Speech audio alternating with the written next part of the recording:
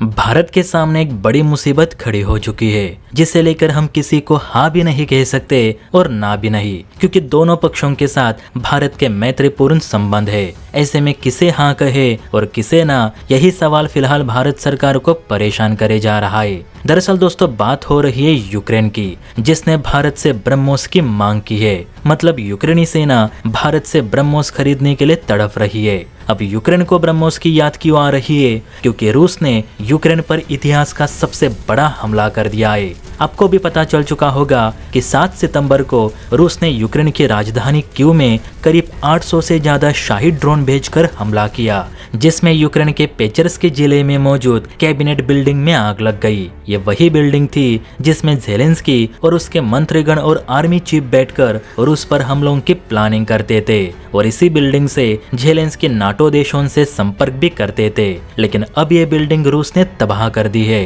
Reuters की report के मुताबिक यूक्रेनी सरकार की मुख्य इमारत से घना धुआं उठता देख यूक्रेन के प्रधानमंत्री यूलिया स्विरिडेंको ने कहा कि इन 4 सालों के युद्ध के दौरान पहली बार रूसी हमलों ने यूक्रेनी सरकार की मुख्य इमारत को नुकसान पहुंचाया है। यानी इससे पता चलता है कि पुतिन अब ज़ेलेंस्की और उसके मंत्रीगणों को भी मारना चाहते हैं। यूक्रेनी वायुसेना का कहना है कि रूस ने रात भर में यूक्रेन पर 805 ड्रोन और 13 मिसाइलें दागी, जिससे कैबिनेट बिल्डिंग तबाह हुई ही, साथ ही 3 आम नागरिक भी मारे गए। अब रूस के इन्हीं हमलों को रोकने के लिए यूक्रेनी सेना भारत की ब्रह्मोस की ओर रुख कर रही है। देखिए आपके सामने यूक्रेनी न्यूज एजेंसी कीव पोस्ट का आर्टिकल होगा, जिसमें साफ साफ बताया गया है कि रूसी हमलों का जवाब देने के लिए अब यूक्रेनी सेना भारत से ब्रह्मोस की मांग कर सकती है, और इसके लिए यूक्रेन के अधिकारी लगातार भारत के संपर्क में है। इस खबर में बताया गया है कि ज़ेलेंस्की कीव में हुए कैबिनेट बिल्डिंग के हमले का बदला लेना चाहते,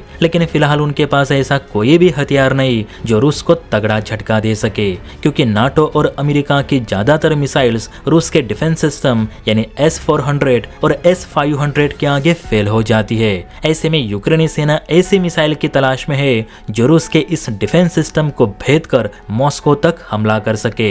ऐसे में ब्रह्मोस एक कारगर मिसाइल साबित हो सकती है, क्योंकि ब्रह्मोस ही दुनिया में एकमात्र ऐसी मिसाइल है जिसे रूस का S-400 भी इंटरसेप्ट करने में असक्षम बताया गया।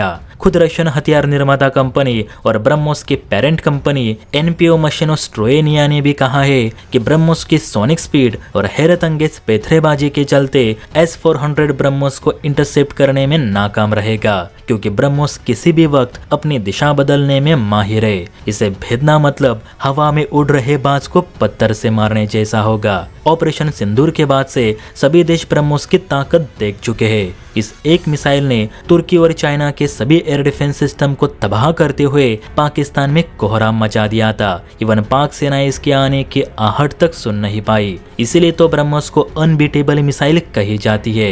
और ब्रह्मोस की इसी परफॉर्मेंस को देख 15 देशों ने अब तक ब्रह्मोस की खरीद को लेकर अपनी दिलचस्पी दिखाई है, और अब यूक्रेनी सेना भी ये मिसाइल अपने खेमे में लाने के लिए तरस रही है। यूक्रेन के रक्षा मंत्री डेनिस शमिहाल ने भी कहा है कि वो ब्रह्मोस खरीद संदर्भ में जल्द भारत सरकार से बात करेंगे। अब कीव पोस्ट की इस खबर ने भारत की टेंशन काफी बढ़ा दी है, क्योंकि सच में कल को अगर राष्ट्रपति ज़ेलेंस्की भारत के सामने ब्रह्मोस खरीद को लेकर प्रस्ताव रखते हैं तो भारत इस पर क्या जवाब देगा, क्योंकि रूस कभी नहीं चाहेगा कि ब्रह्मोस यूक्रेन के हाथ लगे।